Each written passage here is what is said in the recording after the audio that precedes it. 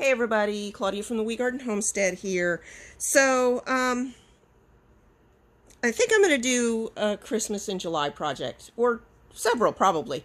Today's July 1st, so I thought it was a good day to get started. And I pulled out all my Christmas fabrics. I think this is all of them. I don't know, I might find more here and there. But anyway, some of them are little scraps. Some of them were from a couple different stashes. Some of them were from Mom's stash. Some of them are from my stuff. Some of them match each other, some of them don't. They're just a big hodgepodge of things. I think some of them aren't even Christmas, and I just put them in here because I thought they'd go well with Christmas. But there's a lot of them here. And I pulled them all out. Oh, she made me, this is from Mom's, she made me a Christmas tablecloth out of that. Um, so I pulled them all out, and I'm going to do some Christmas projects for July. That'll be mixed in with my other things that I have going on, because I do have other things I've got to finish. So the first thing on my list, a couple weeks ago, I saw on a channel, on a YouTube channel called Made Every Day, was how to make a candy quilt. And she did these cute little, she did it Halloween fabric, but it was cute little, they looked like little wrapped candy, you know, the little wrapped candy with the little twisties on the end, on either end. And I thought that was really cute, and I was going to adapt the pattern, and I couldn't remember where I saw it, so I did a search, and I found it again. Now, she does them in fours, so like one is facing this way, and one is facing that way, and then the next one is facing this way, and the next one is facing that way, and they all four match, and it was really cute, and I like the idea. But then I also found Jenny Doan has one on Missouri Star, and it's called Candy Twist, and that's the one that I actually want to try first. I like the way she did it. I just like the setup, and I think I'm going to try to pull out some of the brights here and fussy cut them for the big parts of the candy, and go from there. Now, I watched her do it, and she used 5-inch squares for the centers, and then she used 3-inch strips for the twisties, the tails. So, or 3-inch. What did she use? 3-inch squares. No, she cut them bigger than that. They wound up being 3. I'll have to look. No, she used, now I got to look again. I think she used 5-inch squares to make the twisty tails too, and then she used 3-inch strips for the background. I will watch her video again. But to start with, I'm going to pick out the fabrics that I want to work with to start with, and I'm pretty sure that 5 inches was what I need. So I'm going to just do 4 of them. It looked like her squares were going to end, let me do some math here, 5, 6, 7, 8, 9, 10, 11. Her squares wound up about 10 inches. So if I do 4 of them, I can make a nice little wall hanging. It'll be with some borders or some sashing. It'll be under 25 by 25 square. So that's what I'm going to do. So I definitely like, this one is not big enough. And I think I'm going to use plain white for the backing, for the background. I have this nice big piece that I found in my stash. I think this was probably from Mom's stash. So I'm just going to use plain white for the background. I really like these penguins, and I really like these. And I think that's enough of those. So that's 2. Let's see what else I can find that's bright in here. Oh, there's some more of that. I'll put that over there too. What do you guys think? Snowmen?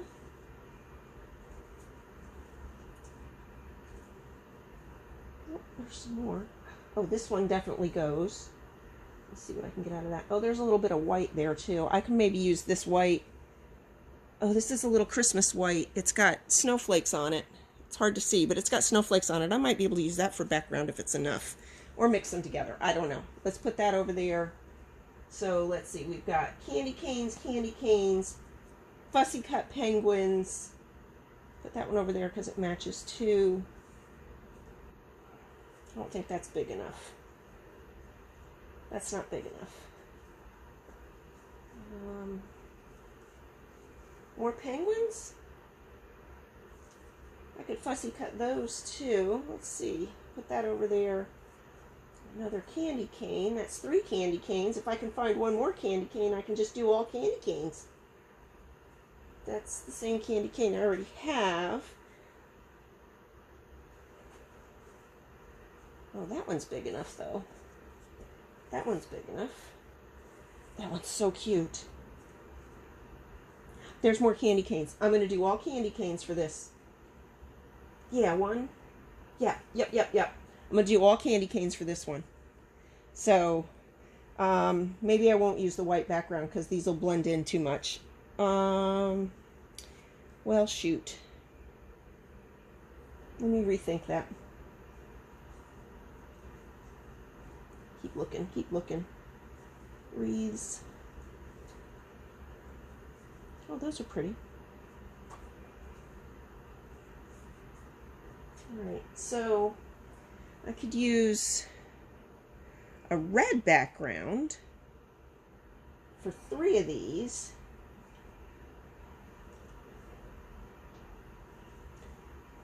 This one wouldn't look...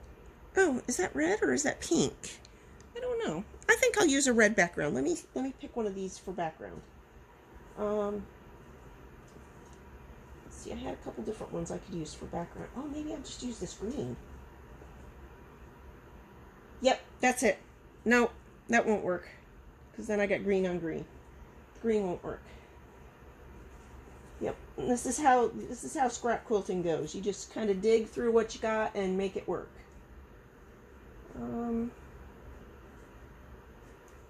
That green could work, but this is all what she got. This was from Mom. Oh, okay. It's not ironed in, but this is very stiff, so maybe it was ironed in, and I don't know what that is. Okay. We can make this work. Let's go with this red. I think that's going to work. Okay, I'm going to go iron these and come back and start cutting. Okay, y'all, I am back. So I looked again, and I need, for each,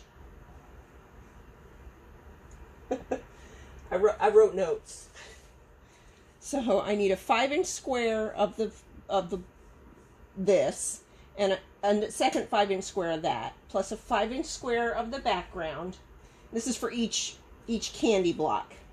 And then I need 2 3x5 pieces of background and 2 3x8 pieces of background. I think that's right. She didn't give me those measurements. I had to do the math on my own, or maybe she did and I skipped over them. I'm not sure. But that's my story and I'm sticking to it. I like to use that one a lot. So, I'm working on time frame here. It is, I want this video to go up today, and it is already 3:17. So, let's square this up the best we can. How far across is that? That's 9 inches, so we'll have to cut 2. So I'm going to start on the 22 here. Hopefully you can see that. Oh, yeah, perfect.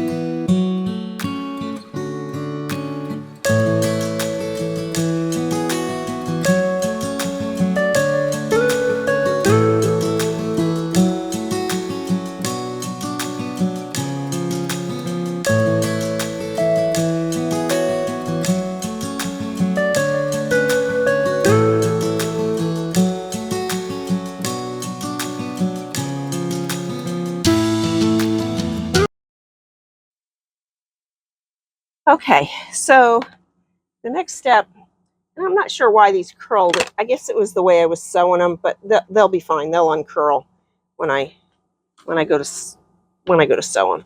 So, oh, I need a longer ruler. Okay, so the next step, and actually there's two because I already trimmed those, so they're going to have to be pressed. These are going to have to be pressed also. So I'm just going to cut these corner to corner twice. And I'm working around the camera here, so bear with me. Like that. And then I've got my, it's not going to work. Okay.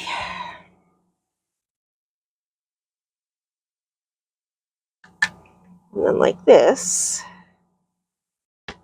I'm working in tight cramped spot here with the camera, so, but I want you to be able to see what I'm doing. So now I have half square triangles. And I'm going to do that with all four real quick.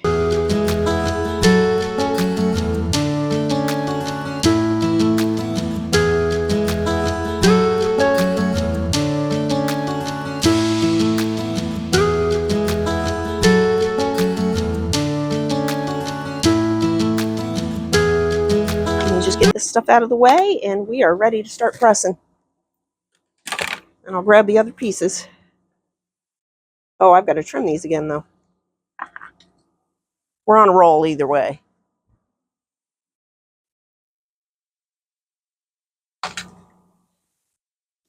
Sorry about that. So I'm going to go everything to the red.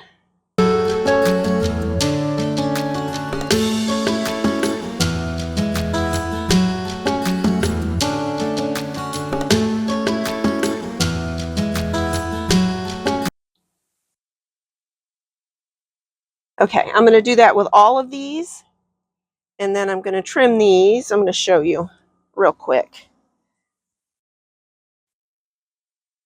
I'm going to use my square because it's got the diagonal on it, and I want the diagonal lined up on this line here. Oop, not that line. This line here. And then I need to make sure that all of it is going to be within the 3-inch. So I can trim a little bit here and a little bit here.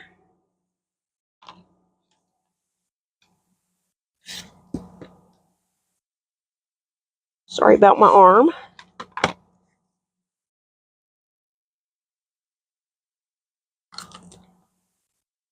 I'm going to turn that, and I'm going to do the same thing this way. I'm going to line up this line and that line on the edge on the 3-inch with this on my seam line.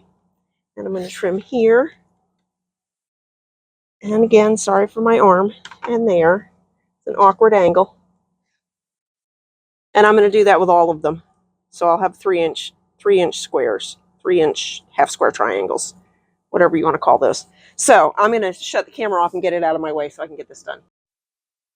Okay, now it's time for some block assembly. So these are pressed, and I only need 2 of these for each block. So the other ones I just set to the side. When I watched Jenny's video, she used them all for an outside border, but she made a quilt, so she had a whole bunch of them. So I'm not sure what I'll use mine for, but this one goes here, and this one goes here. I have to remember how these went. This goes, oh, I think I cut those too long. Oh, no, I didn't. Okay, that goes there, and that goes there. And then the shorter ones go here. Whew, I did that right. And here. So I'm going to put these together in rows. I'm going to put together this and this and this and this. And she said it doesn't matter which way I press these as long as this is touching this, because they're just a flip of each other. And then this and this and this are going to go together, and then they're going to go together from there. And that looks like a wrapped candy. So we got Christmas candy.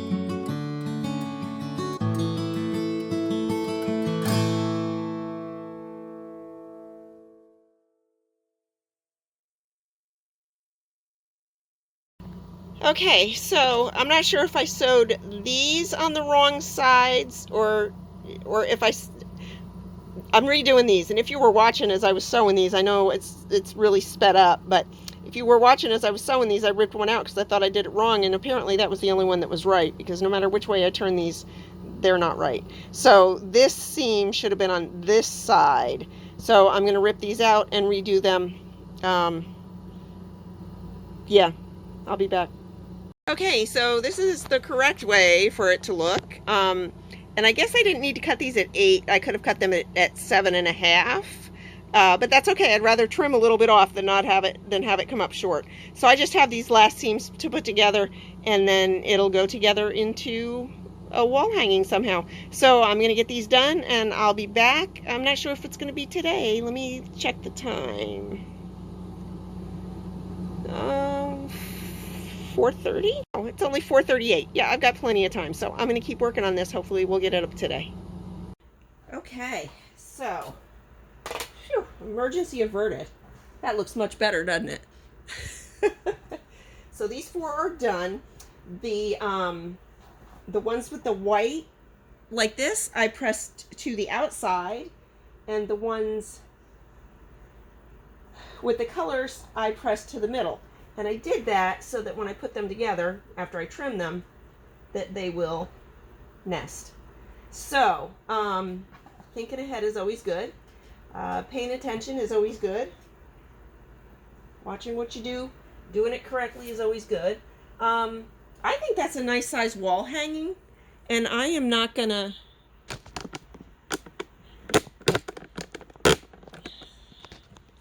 and I could do it like that. I could do it like this. I'm not sure yet which way I want to go. Oh, I think that looks really cute. I think that's the way I'm going to do it. Yeah. I just got to trim those down and put them together. And then I just got to put it back on and give it some quilting.